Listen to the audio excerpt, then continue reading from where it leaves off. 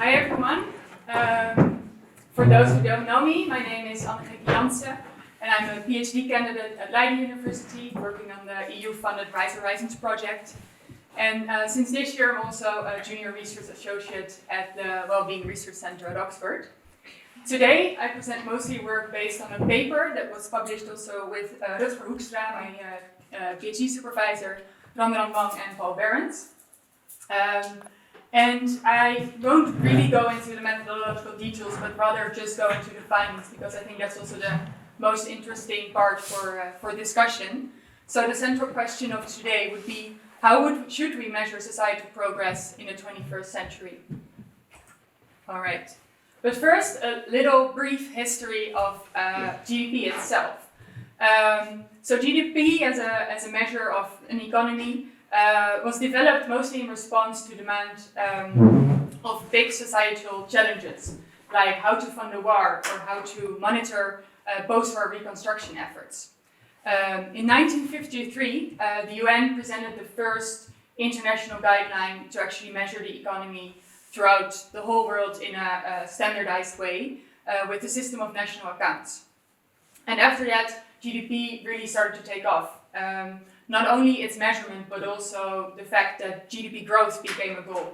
So for example, in the early 1960s, the OECD pledged to grow all economies with 50% in less than 10 years. And with that, also societal's focus on GDP and GDP growth developed. So what you see here on the right is a graph developed by Rutger Hoekstra, my supervisor, who looked at the percentage of articles in the New York Times that are about the economy or economic growth. And what I think this reflects very clearly is that from this measure of GDP that was developed from the 1930s onwards, it really grew also and came into societal's focus as reflected here in the New York Times articles. But while the success of GDP grew, so did its criticism. So I think most of us probably know this quote by Robert F. Kennedy from 1968, that GDP measures everything in short, except that which makes life worthwhile. It's often said that GDP is a good proxy for quality of life, but that is something different than actually measuring well-being more directly. GDP is also critiqued for overlooking this distributional dynamics and for not saying anything about sustainability or the future. Many people also saw these shortcomings and they started to develop alternatives to GDP or ways to go beyond GDP. And the numbers of metrics are just countless. And I think what this shows, and also there's empirical research showing that actually the piling up of all these metrics, it's actually hampering progress. There is not this harmonized agenda as we've had for the GDP with the system of national accounts. Instead, Beyond GDP is a bit all over the place, you could say. So there's really this need for harmonization and standardization to actually make progress to move beyond GDP. And another story also to illustrate how different indicators form narratives in society is it's present here in some recent work I did also with Jan and Paul and also with Rutger Hoekstra and Randran Wang, where we compared well-being in the EU and the US. So on the left-hand side, you see economic statistics that have been very prevalent in today's policy making. So you see that both when you look at national income, but also productivity statistics, the gap between the EU and the US is increasing, and the EU is increasingly lagging behind. But then if you focus on well-being, for example, by looking at the Human Development Index or life evaluation here with the Cantrell ladder, the story changes. So we see that indeed the US does better, but the EU is really catching up. When we look at the distribution of well-being and distributional dynamics, the picture shifts again. It becomes a story of the EU actually outperforming the US. Income inequality, but also wealth inequality, is much larger in the US than in the EU. And also if we look at gender, the differences are much less stark there, but the EU is doing better than the US. Same if we look at sustainability indicators. For simplicity, I just chose environmental sustainability here, but the picture is quite telling. the CO2 emissions per capita and also the material footprint per capita in the US are much, much larger than in the EU. And what this really shows is that the indicators that you choose, they matter. They shape a story. They shape also what policymakers focus on and how we design our economic and social structures. So we wanted to ask, okay, so we have all these different approaches to Beyond GDP, and there's also quite some different approaches to well-being itself and its measurement. So within our research paper, we reviewed a couple of these scientific schools of thought and their approach to well-being measurement. I'm not going into depth now, I think most of you probably have seen this before as well, but what is interesting, I think, is that different schools of thought would propose different types of measures. So subjective well-being might propose to look at life evaluation or effect measures. Welfare economics might propose GDP or something more heterodox as the genuine progress indicator. Need theories might link to something like donut economics with its social floors. And then we have the capability approach, which has been very influential in shaping the Human Development Index. What we tried to do was, rather than pick or choose one of these approaches, is try to create a high-level synthesis. And of course, nuances are going to the background then, but it has nevertheless been a very insightful exercise. So when we take all these different scientific schools of thought and look at their measurement approaches, there are a couple of key takeaways. That both subjective and objective indicators are valuable, that the distribution of well-being matters, and especially that abundance in some regions cannot compensate for deprivations in others. In that case, looking just at an average number is really falling short there. And also that the measurement of the well-being of current generations is really something different from the measurement of the well-being of future generations. And that these should also be measured separately. And if you then plug this into a visual, you get something like this tripartite framework, where we have three pillars, focused mostly on the current well-being, the average well-being of the current generation, the distribution of well-being, both within and between countries, and sustainability of well-being, where in measurement terms, it's mostly translated into factors affecting the potential well-being of future generations. And you can use both subjective and objective indicators to assess these dimensions. And these findings, I kind of directed it, these are kind of my conclusions on studying different scientific schools of thought. They're actually very, very similar to some of the influential works in Beyond GDP, like the Stiglitz and V2C report from 2009. But it's also in line with some recent developments within the UN on Beyond GDP that are really working on developing frameworks for sustainable and inclusive well-being. And I think this also has this language of this tripartite framework into that. We also use this tripartite approach to create some structure into that huge word cloud that we saw before. That was kind of puzzling. And it helped us see very clearly and very easily what it is that actually these different measures are doing. So some indicators really focus on average current well-being, whereas others focus more on sustainability or an interaction of these dimensions. We also see that there's quite a lot of indicators in the middle, indicating that they measure all of these dimensions, but I would not necessarily say that these are then the best measures. Some of the indicators that are more related to one domain can be very strong in its own. And we also see a clear overrepresentation of indices. So measurement frameworks that really group performance, summarize it into one number. So for example, GDP, it's one number about the size of the economy, whereas there's all these underlying dynamics shaping that number.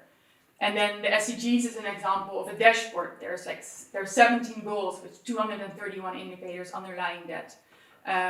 But most of these Beyond GDP frameworks, they do propose an index of some sort, often also in combination with more information about the underlying indicators. We also looked at country initiatives to also get an idea of how it works in practice. And I think one thing really stood out. It's actually that countries that try to develop their own Beyond GDP framework, very often they don't really use these Beyond GDP metrics that are already out there proposed by the UN or academics. They start to develop their own framework. It must be said that the OECD Better Life initiative from 2011 has been influential in shaping the frameworks of OECD countries, but they are not implemented in a similar manner. So for example, in Ireland this leads to a framework with 33 indicators, whereas in Italy it leads to a framework with 152 indicators. So, well, I think in itself it's good that these countries start to develop their own initiatives. It doesn't help to compare the performance of different countries, and also the scientific basis is very often unclear. And also when it comes to global trade-offs or synergies in the challenges that we face, not being able to compare the contribution or challenges of different countries doesn't really help in that regard. We really need a harmonized framework for that to happen.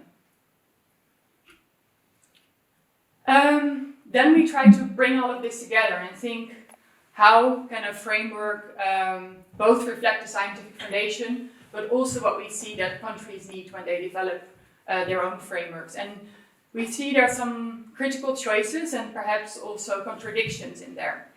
So on one hand, we need simplicity. We know GDP, it's one measure, it really is easy in the communication. But on the other hand, there's this call for comprehensiveness, because one indicator can only capture so much. Then there's this trade-off or contradiction perhaps between standardization, the need to have one framework in place for all countries, versus the demand for more country-specific approaches.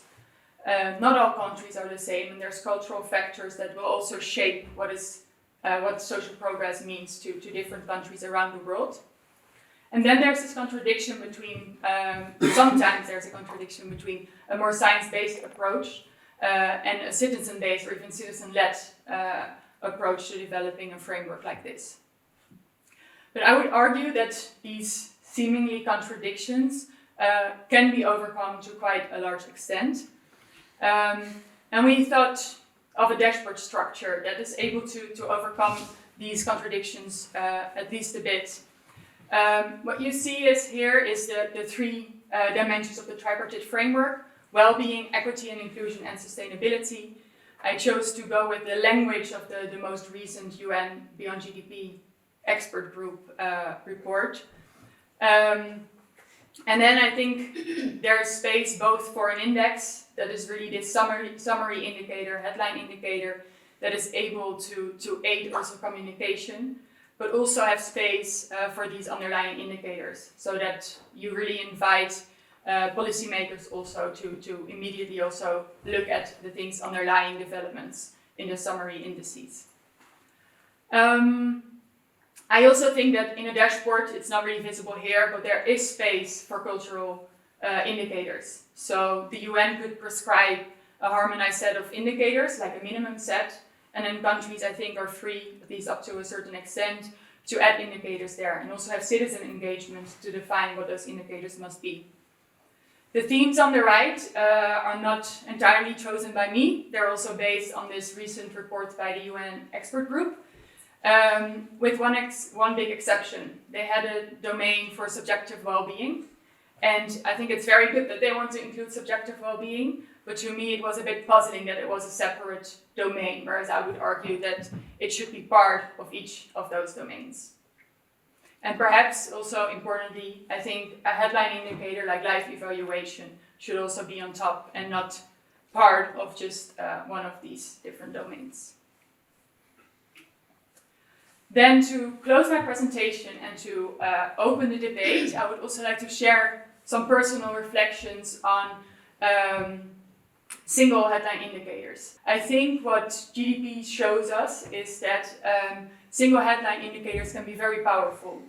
They are a good way also to incentivize governments to really focus on that indicator. It has the power to shape how we view society, and also how we structure our economy and societal institutions. And then I think there's also debate whether perhaps life satisfaction should be the next new single headline indicator. And I think we can all imagine a world in which policy narratives surrounding life satisfaction would actually be the main focus of policy making, but also of newspapers, etc., instead of focusing on the latest quarterly GDP growth figures. And I think actually replacing GDP with life satisfaction would be a huge step forward. At the same time, I'm also a bit worried that perhaps shifting from GDP to life satisfaction has a risk of overlooking some of the critical challenges that we face today. And that therefore to really integrate also the challenges of environmental degradation, of poverty that is still there, and also rising, especially wealth inequalities, that it would be interesting to think of a way to not just look at life satisfaction, but also integrate these inequality dimensions and sustainability dimensions really into our thinking and into a headline indicator. With that, I would like to open the floor for questions and comments. Thank you.